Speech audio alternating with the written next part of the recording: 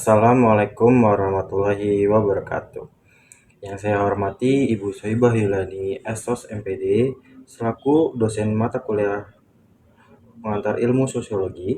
Di sini saya Ditya Pramana dari Prodi Pendidikan Ilmu Pengetahuan Sosial kelas A angkatan 2024. Di sini saya akan membuat video untuk memenuhi tugas UAS pengantar ilmu sosiologi. Di sini saya mengambil topik yaitu peran RPTRA dalam pemberdayaan anak dan fungsi sosial dalam lingkungannya. Sebelumnya, di sini saya mengambil konsep interaksi sosial.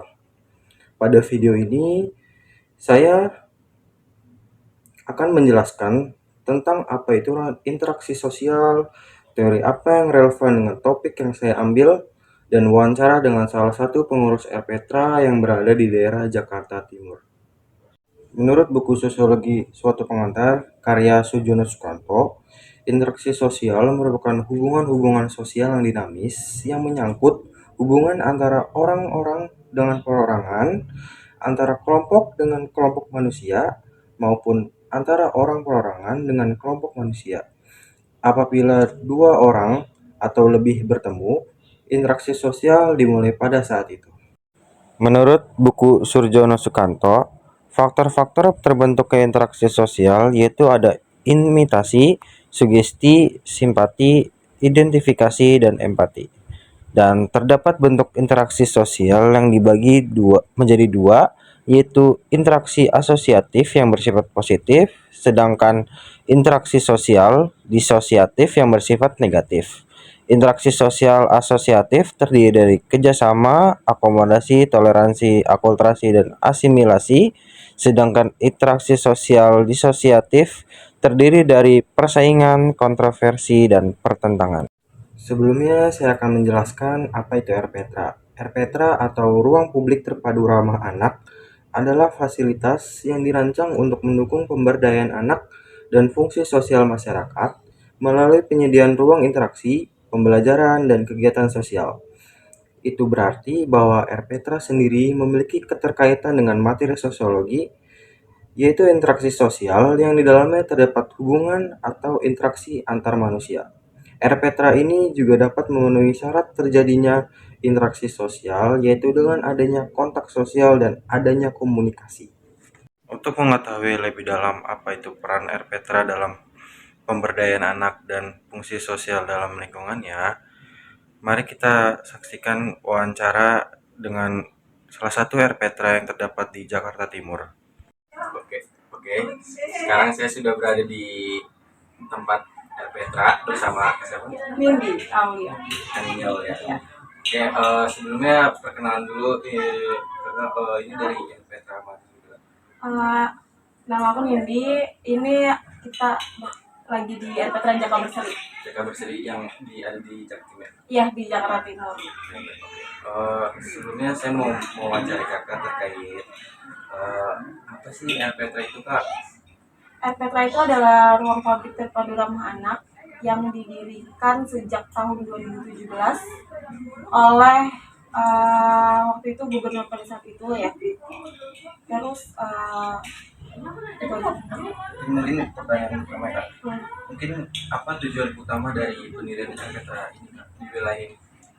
Tujuan utamanya adalah mengedukasi anak-anak yang agar tetap terjaga dan permainannya tuh tetap kelihatan gitu. Kan di zaman sekarang kan gadget kebanyakan kan. Nah, didirikannya RPTRA agar mereka bisa berinteraksi dengan sesama murid-murid, sesama anak-anak gitu kan. Jadi bisa bermain permainan tradisional gitu kan. Terus tujuannya biar ada taman untuk berinteraksi nggak antar anak-anak aja tapi antar orang tua, antar sesama kayak mahasiswa juga kan bisa main bareng-bareng gitu. Intinya ada interaksi ya, Kak? Iya, ada interaksi. Mungkin lanjut pertanyaan, Kak. Mungkin bagaimana RPTRA ini berkontribusi dalam menciptakan lingkungan yang ramah anak gitu?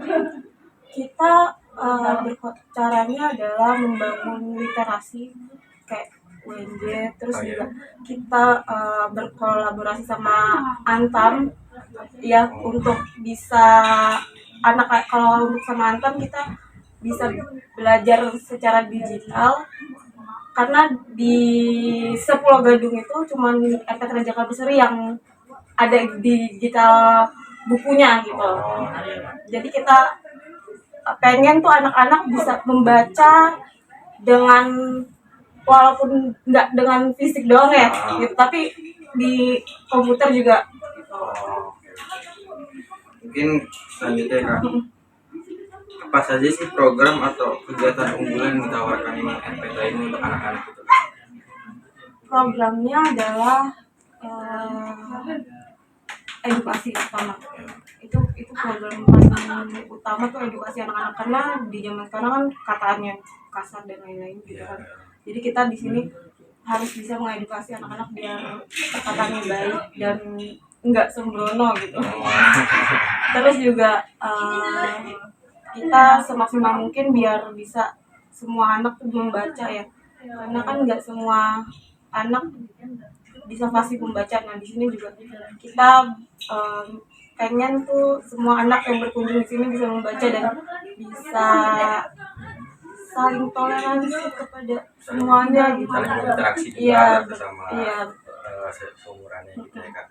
Nah mungkin pertanyaan terakhir Kak, kalau untuk fungsi sosial dari RPTRA ini buat masyarakat itu ada nggak? Ada, kita juga ada kayak nanam